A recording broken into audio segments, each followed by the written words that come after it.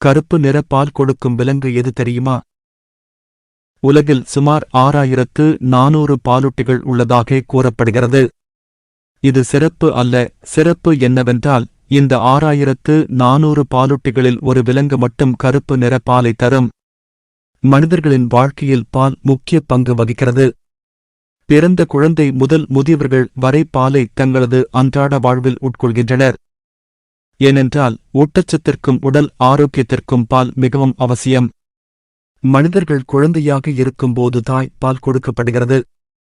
அவர்கள் சற்று வளர்ந்ததும் ஆடு அல்லது மாட்டு பால் கொடுக்கப்படுகிறது. மனிதர்கள் மட்டுமன்றி ஆடு, மாடு, ஒட்டகம், சிங்கம், புலி என பெரும்பாலான மிருகங்கள் பாலூட்டிகளாக உள்ளன. இந்த 6400 வகையான பாலூட்டிகளில் ஒரு விலங்கு மட்டும் கருப்பு நிற பாலை தரும். இதை கேட்க உங்களுக்கு ஆச்சரியமாக இருக்கலாம். ஆனால் உண்மையாகவே ஒரு பாலூட்டி கருப்பு நிறத்தில் பால் தருகிறது. கருப்பு நிறத்தில் பால் தரும் விலங்கு கருப்பு காண்டாமிருகம் தான். இவை ஆப்பிரிக்க கருப்பு காண்டாமிருகம் என அழைக்கப்படுகின்றன. கருப்பு காண்டாமிருகம் என்னும் விலங்கு நிலத்தில் வாழும் மிகப்பெரிய விலங்குகளில் ஒன்று.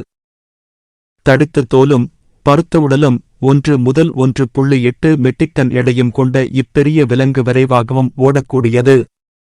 மணிக்கு 40 கிலோமீட்டர் தூரம் வரை ஓடவல்லது.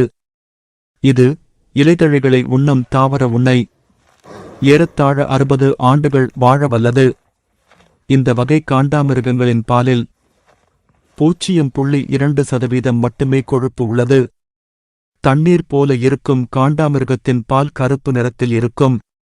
கருப்பு காண்டாமிருகங்களால் 4 முதல் 5 வயது வரை மட்டுமே இனப்பெருக்கம் செய்ய முடியும்.